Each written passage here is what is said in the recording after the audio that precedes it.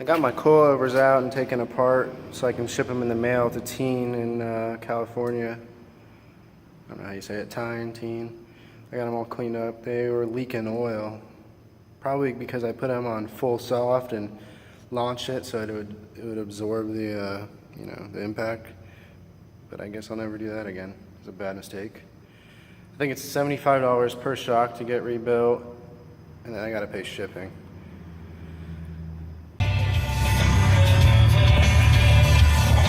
Martin! Come on!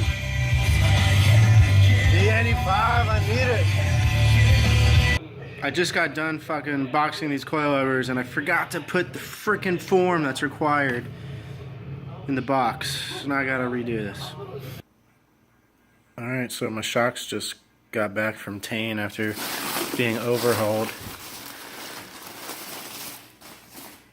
Total, it cost me about $250 to get these redone. Just the rears. Was it worth it? I don't know, but I didn't want to spend the money to get all new coils. So I'm going to head to my shop and put these in.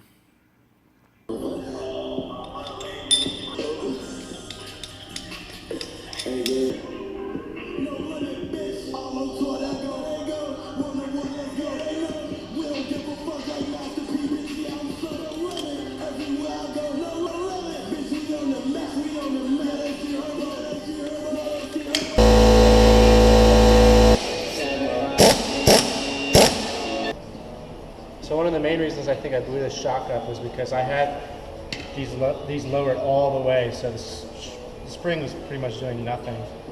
So I'm going to tighten this a little bit. I'm going to make the car more functional, which is all I really care about. Alright, well I just finished gassing her up with the gas I had left over at my shop. I'm going to head to Bradenton Motorsports Park where I won my my car show. Best Mazda. I'm gonna run the quarter with my those bald Michelin Pilot Sport Cup tires and the new shocks that are rebuilt. So we'll see how she holds up. Look at this shit. You think somebody invented this thing so that it wouldn't leak, you know? That's what I keep my 2-cycle in. Like, what would be the point of this other than to, you know, prevent leaks? Look at my fucking bin. Just soaked in 2-stroker. We just got to Test and Tune in Bradenton, about 45 minutes away. She's not running like she should in full boost and 4th gear. It's cutting out, so hopefully I get that fixed. I'm gonna set up the GoPro now, but they're not really running right now. I don't know why. Somebody might have spilled on the track or something. There's a lot of sick cars here though.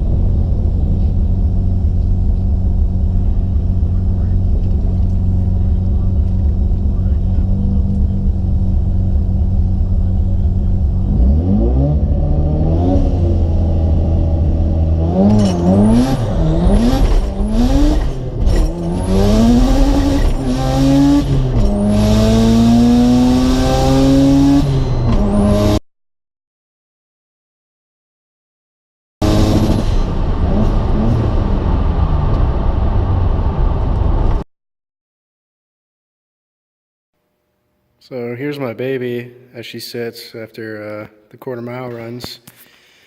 We had some issues. The tires are real grippy. As you can see, all the rocks stuck to the bottom. They're super sticky. But when I go through a corner, it kind of wants to understeer because there's so much grip in the back and there's no grip in the front with the Sumitomos. So it's just weird. I gotta get some Toyo 888s. Way back from the track, I noticed that the boost controller was just reaching 30 pounds, just with the boost controller off. It's supposed to only hit 10. And I just looked at this and I saw this was disconnected. That's what goes to the boost controller. So I just got to reattach that. I don't know if there's supposed to be like some kind of Teflon tape in these threads or something, but I don't think there was before.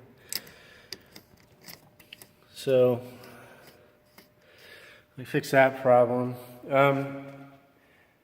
As you can see in this clip, the clutch, I tried to do a burnout. I need to practice those because I'm really bad at those. But the clutch I stalled it, and then the clutch gets stuck in gear. And one of the guys, I guess he had worked at a rotary shop, Lowe's Performance, I've heard of them down in Sarasota. But anyways, he says, I guess he heard about this, that the clutch gets stuck, I guess it got too hot or something. So I turned the car off in gear, and then I started it in gear, and it was moving. So the clutch was still engaged, and it unstuck itself. So I don't know if there's still a problem. It drove home fine, and it starts back up out of gear and drives fine. So I don't know if there's actually a problem or it just got too hot. Not really sure. Jump roll. See if it'll go in gear now. Clutch in. Yeah. Go in gear. Yeah. All right, put it in reverse.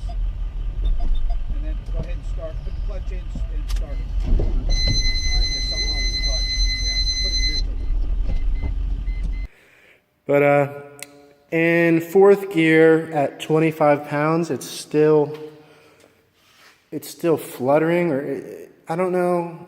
I'm gonna take the fuel pump out and clean out the bottoms. Anyways, I'm gonna take the fuel pump out and make sure there's not more arm hair in there from these fucking hairy things, and clean that out and see if that fixes the problem. So I got the fuel pump out, and it actually seems to be pretty clean in there. You guys probably can't see. See, it ain't bad. Not a bunch of arm hair like there was before. I'm still gonna clean it out with a little spray brake cleaner. Maybe my actual fuel filter is clogged now. I don't know, but here's my my makeshift baffle, I guess you would call it. I made with zip ties and Tupperware plastic thing. It's been in there for a couple months, maybe 3 months actually, I don't know. And it's actually holding up. It's not budging. It's doing good in the 85. So yeah, my first run was awful. I bogged it in the launch, and it spun all the way down the track. I stalled it when I tried to do the burnout, and the tires probably didn't get warm enough. Second run was decent. I got a good burnout, didn't stall it, and it ran a 12.2, but at the end of fourth, right before the end of the track, it cut out. So maybe I could have gotten the 11s, not sure.